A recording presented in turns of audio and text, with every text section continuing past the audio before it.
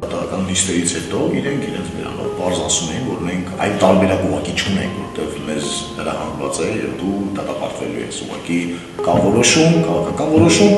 եւ մենք այդ որոշում չենք կարող կայացնել։ Մենք փաստերին պետք է անդրադառնանք լրջորեն, մենք պետք է հասկանանք, որ մենք այսօր իրավունք չունենք քաղաքական շոուներ ստեղծել, մենք իրավունք չունենք քաղաքական ինչ-որ կրկեսով զբաղվել, որովհետև մենք ուղղակի պետություն ենք կորցնում։ Սա մի պայքար է, որի որոշումը ես չեմ կայացրել։ Այս պայքարը սկսել է թշնամին իմ ազգի դեմ,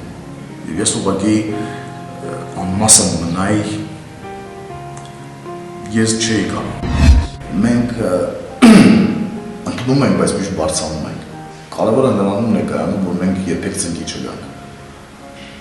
Եվ մենք հավատացեք հասնենք մեր բոլորիս երազած այն արդյունքին, ունենալ հայոց պետականություն, որտեղ հայը չի հանածվի հայ լինելու համար։ Ես հասկանում եմ, որ ինչ-որ միտեղ այո իմ ընտանիքին մեծ ցավ եմ պատճառել, ես զրկել եմ նրանց ինձանից եւ ինձ զրկել եմ իրենցից։ Բայց սա այն գինն է, որ ես չէի կարող չվճարել։ Ուղղակի չէի կարող։